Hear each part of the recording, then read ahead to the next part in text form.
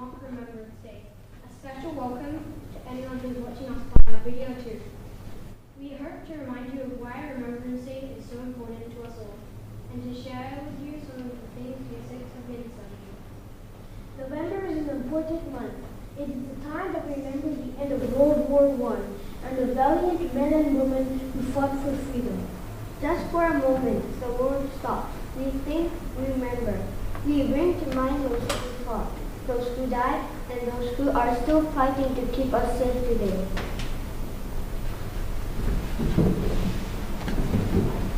Ordinary men and women found themselves in the middle of an extraordinary war, a war that claimed millions of lives. They left behind their families. Many would never see them again. Soldiers signed up to defend their country. In the first weekend of the war, 100 men an hour, that's 3,000 men a day, signed up to join the armed forces. As the war progressed, soldiers faced dreadful conditions on the Western Front. They passed the day in muddy trenches, always worrying when the next enemy attack would come. Famous writer Ernest Hemingway was an ambulance driver during the war. He famously wrote about how war did not discriminate, how it affected everyone. He wrote, "It kills the very good and the very gentle and the very brave impartially." It wasn't just famous people caught up in the fighting. Edwin Brooks, Miss Alfred's granddad, was just an ordinary man caught up in an awful war. We read his diary in our English lessons. He wrote about how he'd been shot in the arm, but survived, how he'd been blown 20 feet in the air by a shell, but survived, and how he'd seen a shell destroy the spot where he'd been sitting just minutes earlier. What luck! In our English lessons, we also read a novel called War Horse by Michael Montgomery. It tells the story of Joey, a horse who was sent into World War I. He arrives into battle, becomes a prisoner of war, and eventually ends up on a no man's land, one of the most dangerous places in the whole world. We enjoyed reading the book, although it taught us a lot about the harsh realities of war. We learned about how soldiers lost their friends and how families lost their sons. And we learned about the unbreakable bonds some soldiers had with their horses. Although Joey's story is just that, a story, there were more than 1 million real horses sent to World War I. They were used to fight in the cavalry, to pull heavy guns, and to collect the dead and wounded from the battlefield. Sadly, only 62,000 of these horses were to return. One of the most famous of all horses from World War I was Warrior, who was ridden by General Jack Seeley. Together, they showed much bravery, and Warrior soon became known as the horse they couldn't kill. Warrior faced machine gun attacks, survived falling shells at the Battle of the Somme, was buried under debris, got stuck in mud at Passchendaele, and was twice trapped under the burning beams of his stables. Warrior was injured but somehow survived the war and returned home to the Isles of Wight in 1918. He lived there with the Seeley family until his death in 1941, aged 32. What a warrior indeed. In 2014, Warrior was awarded an honorary medal for his bravery. That's right, even animals can be rewarded for their bravery during war. The medal was accepted on behalf of Warrior by the grandson of General Jack Seeley. Ever since the end of World War I, people around the world have stopped in remembrance. They wanted to pay their respects to everyone affected by the war. We also remember the people caught up in World War II and in other conflicts that have happened since then. Many people wear puppies as November the 11th draws near. A puppy is a sign of remembrance. It shows we have not forgotten what happened long ago to people in our own families, and those who we may not know but whom we owe an eternal debt. But what is so important about November the 11th? November is the 11th month of the year. And it was at the 11th hour of the 11th day of the 11th month that World War I ended back in 1918. At 11 o'clock on a Monday morning, the guns fell silent. The armistice was signed and peace broke out. With the signing of the Treaty of Versailles several months later, peace was finalized, and people wanted to remember the war because it had been so terrible.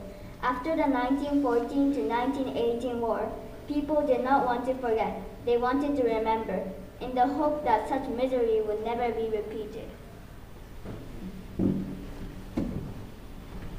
On Remembrance Day, we remember soldiers, servicemen, and women who died or were wounded.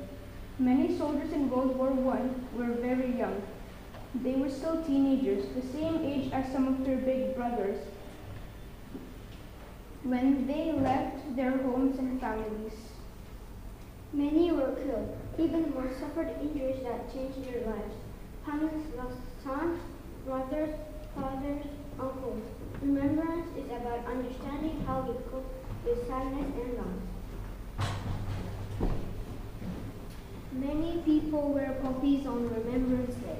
Poppy grows on the soldiers' graves in the field of France. Wearing poppies helps us show our respect for those who have died. The red color reminds us of blood that is shed during wartime when soldiers are in combat. Buying poppy raises money for charities. This money goes towards helping wounded soldiers and their families. It's giving them hope for the future. Year 6 worked together to create art inspired by the poppy fields.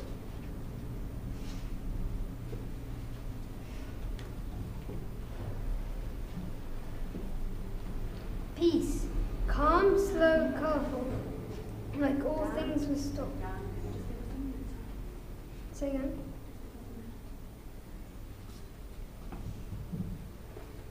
In our poetry unit, we read poems about World War I, including In Flanders Fields by John McRae.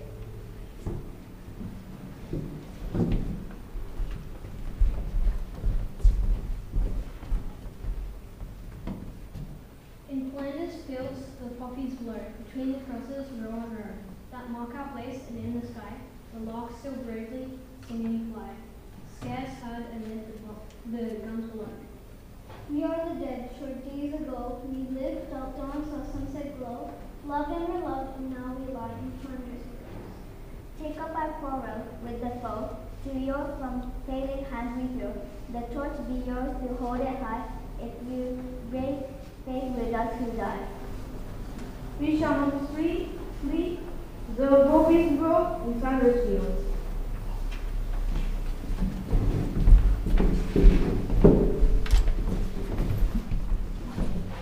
The poppy shows we remember. We remember a war that began more than 100 years ago. Remember people caught up in other wars all over the world. We remember that good can come out of bad, and enemies become friends. Here are some of our poems about war and peace.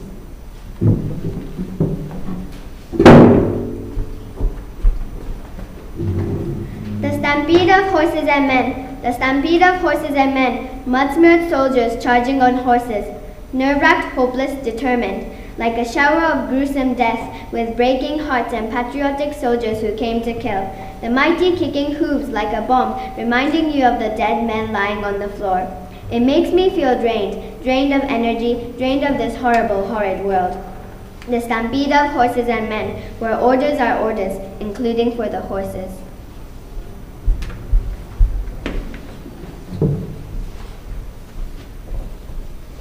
Place for death, no man's land, the worst place for humans. Space, death, and fear, like a black hole sucking lives into hell, like a factory for nightmares crushing your soul. It makes me feel terrified, like a dungeon full of mutant spiders. No man's land, where all hope dies.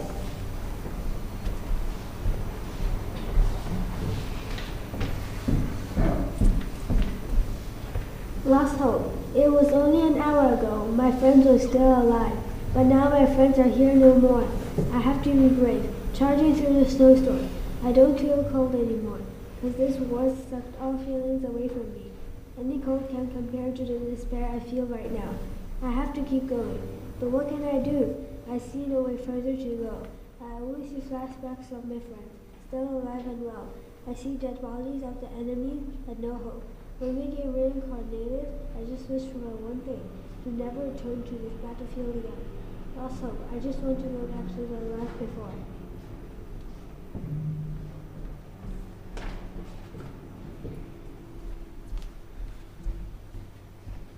Tomorrow, the dark land of the last war. The darkening name shall not lie. No man's land is the last place you go. A bloodbath, red as a poppy, no space without mines or barbed wire. Cries of pain and suffering echo through the never-ending land. And then nothing. No man was left to see another day. No man was left to see tomorrow.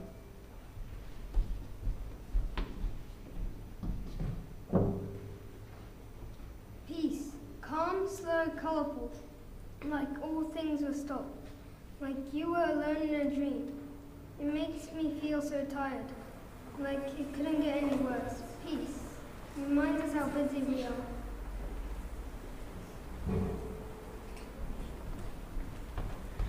The birds are tweeting and I can feel the yellow sunlight brightening my body. These past few years was just exhausting, awful, horrible, and unforgettable. But now it's like a warm sunlight showing the way to heaven, like a comfortable cloth wrapping your body. But strangely, my body feels so heavy like an anvil. My memories of my son slowly fade away. I'm trying to remember the peace, but it faded away just like my life.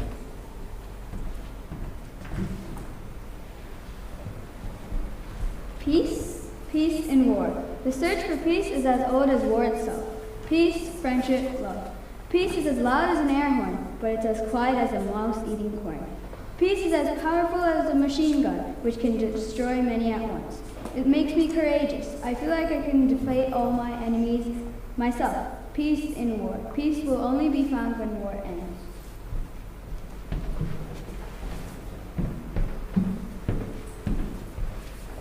Peace, the hope of everyone. It is not a thing continuing forever, hopeful, vibrant, blazing, glowing like a sunbeam from the earth, going from the virus. It makes me feel safe and peaceful, joyful like a day of birth. The hope of everyone, things we don't realize easily.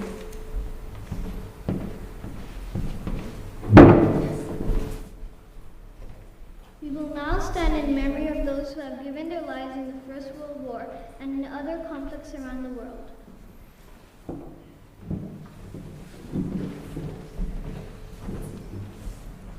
As we stand, we will listen to the last post, a bugle call. This is played as a final farewell, symbolizing the fact that the duty of the dead soldier is over and that they can rest in peace.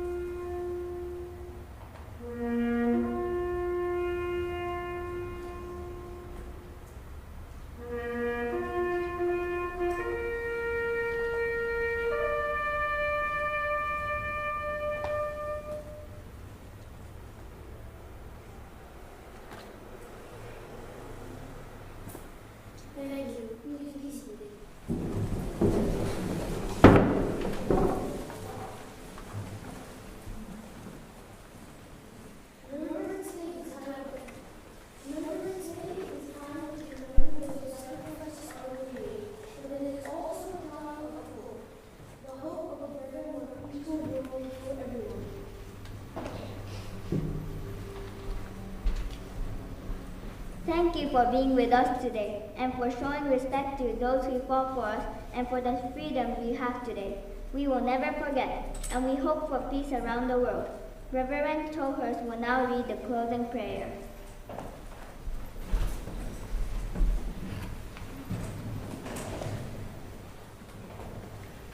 Let's close our eyes and pray. Heavenly God, as we remember conflict, we pray for peace. Peace between nations and an end to war. Peace between friends. Peace in our school. Peace in our homes and families. Peace in our hearts. And may God's blessing and peace be with us all, now and forever. Amen. Amen. And to finish, I would like to ask Mia to stand and say her prayer.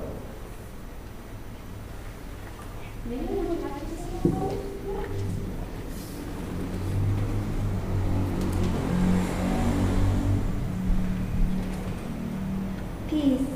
Calm, peaceful, pleased. The true is always one. Peaceful, calm, restful. Like a moonlight, like a sunshine. It makes me feel joyful, like a sunset. My mind is at peace. I hope the peace will spread wide to the world.